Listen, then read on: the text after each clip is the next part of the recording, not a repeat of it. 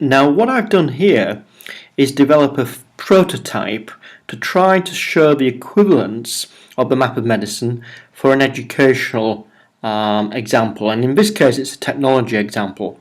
In fact, this is about tablet and mobile devices such as the iPad.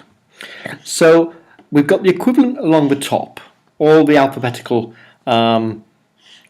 staging posts, and the idea, again, mirroring the map of medicine, is that it's very much practitioner facing. So it's led by the questions that practitioners are likely to ask, not the research that's been produced. And this is why it requires quite a different mindset from traditional academic writing, because we need to think about this from the point of view of users, practitioners. So first of all, I've put a box there, questions for practitioners, and each one of these would appear within the alphabetical box at the top. We're just looking at the moment at the general screen. So we've got another box there that's going to be scope of the evidence, as we saw in the map of medicine. What are the limitations? What's included? What's excluded? The main box is what does the evidence tell us? I'll just go back there, we've jumped a little bit. And then we've got in what contexts is this evidence applicable? And the final area, what are the limitations? So let's work our way through this one and see what we've got. So I've chosen, if I just go back there, I've decided to choose one of, in fact, only two exemplars that are actually active at the moment. So I've clicked on the letter M and it brings up a map about maths. So the question which could well arise from a practitioner, can the use of tablet devices raise mathematical levels? In other words, does the use of devices like the iPad improve math scores? That's the kind of question we might get a practitioner asking, and they want to know what the evidence base is. So next thing is, what's the scope of the evidence? Now we've put down here that in this particular case the evidence base is limited to schools, and it's about learning, that should say, numeracy rather than anything else. So it excludes further and higher education, and it excludes numeracy across the curriculum. It's about teaching of maths specifically. So what does the evidence actually tell us? Well, here we've got the, let's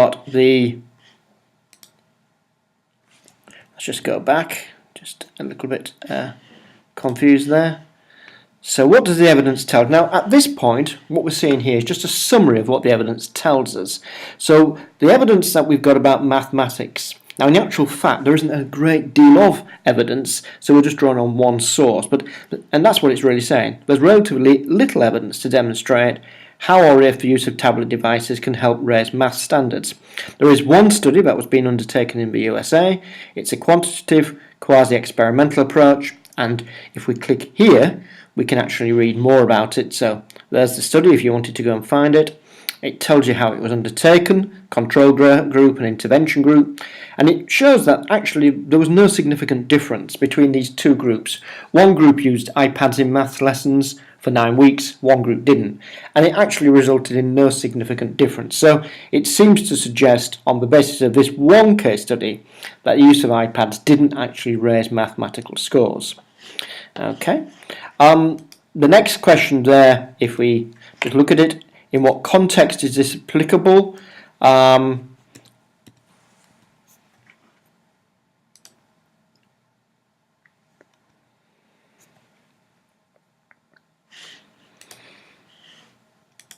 So the context, the evidence base for the tablets device, it tells you here. It's very difficult to get very much, there isn't much. This is based in the USA, and it uses a kind of randomized control trial, RCT.